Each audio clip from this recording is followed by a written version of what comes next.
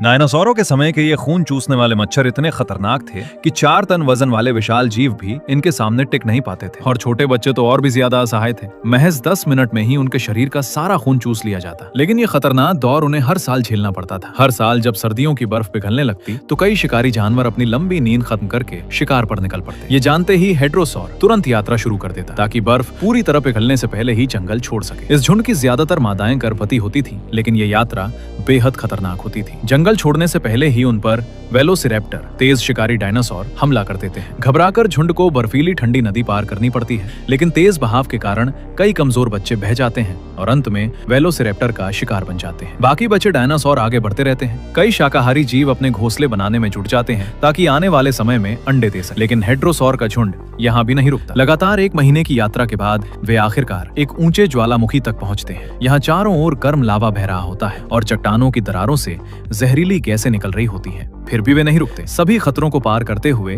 वे ज्वालामुखी के बीच हिस्से तक पहुंच जाते हैं। ये जगह जमीन की तरह ही सामान्य लगती है, लेकिन नीचे बह रहे लावा की वजह से यहाँ की मिट्टी हमेशा गर्म रहती है। अंडों को सेने के लिए बिल्कुल परफेक्ट है। जल्द ही झुंड कई घोंसले बनाता है, उनमें अंडे देता है और सावधानी से उन्हें ढक देता है। करीब 2 महीने में ही छोटे छोटे बच्चे अंडों से बाहर आ जाते हैं। यहाँ उन्हें खाने की कोई कमी नहीं होती, क्योंकि ये इलाका दक्षिण की ओर है, जहाँ गर्मियों में सूरज लंबे समय तक चमकता है। साथ ही ज्वालामुखी की राख मिट्टी को बेहद उपजाऊ बना देती है, जिससे पौधे तेजी से उगते हैं। कुछ समय के लिए ये जगह एक स्वर्ग बन जाती है, लेकिन ये खुशियां ज्यादा देर टिकती नहीं है। जैसे जैसे तापमान बढ़ता है, खून चूसने वाले मच्छरों की संख्या तेजी से बढ़ने लगती है। सिर्फ कुछ ही दिनों में पूरा इलाका मच्छरों से भर जाता है। सबसे पहले शिकार बनते हैं छोटे बच्चे। उनकी नर्म त्वचा इतने सारे मच्छरों के काटने को सह नहीं पाती। कुछ ही मिनटों में उनका सारा खून चूस लिया जाता है और वे मर जाते हैं। जल्द ही बड़े डायनासोर भी टूटने लगते हैं। उनकी मोटी त्वचा भी इन मच्छरों के हमले को रोक नहीं पाती। जब हालात बेकाबू हो जाते हैं तो झुंड का नेता इस जगह को छोड़ने का फैसला करता है। वे सभी पहाड़ की चोटी की ओर बढ़ने लगते हैं, लेकिन इस सफर में भी कई बच्चे मर जाते हैं। उनकी माएं